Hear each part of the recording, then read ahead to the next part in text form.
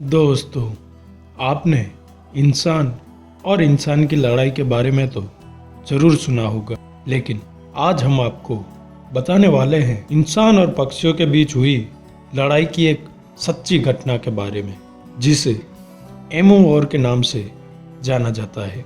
पूरी जानकारी लेने के लिए इस वीडियो को अंत तक ज़रूर देखें। वीडियो पसंद आए तो लाइक कर देना और अभी तक सब्सक्राइब नहीं किया है तो ज़रूर से सब्सक्राइब कर देना। ये बात है साल 1932 की। प्रथम विश्व युद्ध के बाद ऑस्ट्रेलिया में बहुत सारे सैनिक सेवानिवृत्त हुए। ऑस्ट्रेलियाई सरकार ने इन सैनिकों को पुनर्वास के लिए पश्चिम ऑस्ट्रेलिया में जमीन दी। ये सारे सैनिक वहाँ किसान बन गए और अपनी अपनी ज़मीनों पे खेती करने लगे। लेकिन कुछ ही समय के बाद उनकी फसलों पर विशालकाय जंगली पक्षी एमू ने हमला कर दिया। यहाँ हैरान करने वाली बात यह थी कि इन पक्षियों की संख्या 5 या 10 नहीं बल्कि 20,000 के करीब थी। एमू का ये झुंड आता और फसलों को बर्बाद करके चला जाता। अब तो ऐसा अक्सर होने लगा, तो ये किसान बने सैनिकों का एक प्रतिनिधि मंडल सरकार के पास अपनी फरियाद लेके पहुंचा। उस समय के ऑस्ट्रेलिया के तत्कालीन रक्षा मंत्री ने बात की गंभीरता को देखते हुए किसानों की सहायता के लिए मशीन गन से लैस सेना की एक टुकड़ी भेजी। 2 नवंबर 1932 का दिन था।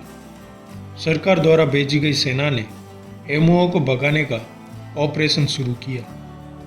सेना को 50 एमुओं का एक झुंड दिखा। जल्दबाजी में कुछ सैनिकों ने फायर कर दिया, जिसकी वजह से उन पक्षियों का झुंड ये समझ गया कि उन पर हमला होने वाला है और वो वहाँ से तेजी के साथ भाग निकले और मशीन गन की रेंज से दूर हो गए। 4 नवंबर 1932 को भी कुछ ऐसा ही हुआ। सैनिकों ने करीब 1000 एमुओं का झुंड देखा।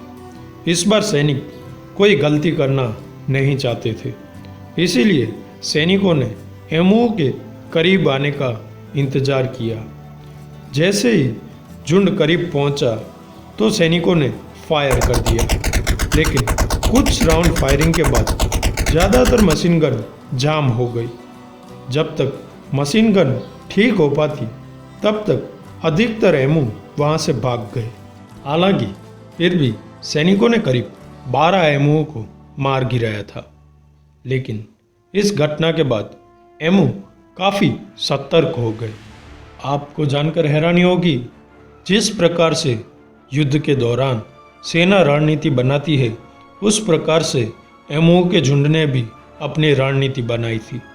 एमुओं ने सेना के हमले से बचने के लिए खुद को छोटे छोटे समूह में बांट लिया था और हर समूह के अंदर एक मुखिया एमू निगरानी के काम में लगा रहता था, ताकि उन पर हमला होने से पहले ही वो बाकियों को सतर्क कर दे, जिससे सभी वहाँ से भाग निकलने में कामयाब हो सके। इस दौरान वो फसलों को खूब बर्बाद करते रहे, लेकिन जैसे ही उन्हें लगता कि उन पर हमला होने वाला है तो वो वहाँ से भाग निकलते।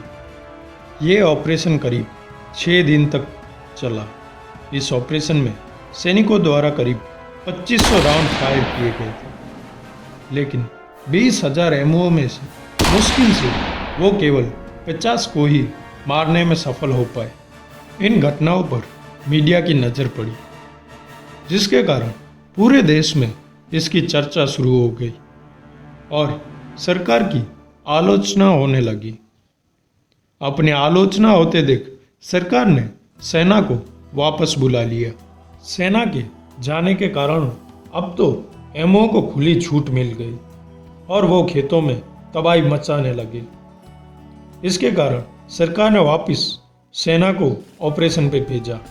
इस बार सेना ने नए जुस्से और रणनीति के साथ एमुओं के सामने एक बार फिर 13 नवंबर को ऑपरेशन शुरू किया। इस बार भी एमुओं ने सैनिकों को खूब थकाया। ये ऑपरेशन करीब 19 से 20 दिन तक चला, जिसके अंदर 10,000 के करीब राउंड फायर हुए, जिसमें करीब 1,000 के करीब एमओ मारे गए थे और ऐसा माना जाता है कि 2500 के करीब एमओ घायल हुए थे और वो बाद में मर गए थे। लेकिन इतनी सारी परेशानी के बाद भी एमओ की संख्या में कुछ खास फर्क नहीं पड़ा, जिसके कारण सेना ने मान लिया कि सभी एमओ को मार पाना या इस जगह से भगा पाना मुश्किल है, जिसकी वजह से सेना ने अपनी हार मान ली और वापस लौट गई। इस ऑपरेशन के इंचार्ज मेजर मार्डिथ ने कहा था कि अगर हमारे पास भी एमओ पक्षियों की एक डिवीजन होती और वो गोली चला सकती तो हम दुनिया की किसी भी मिलिट्री का सामना कर सकते थे। अगर आपने अभी तक इन्फो क्रिएटर चैनल को सब्सक्राइब नहीं किया है तो जरूर से सब्सक्राइब करें और बेल आइकन को दबाना ना भूलें।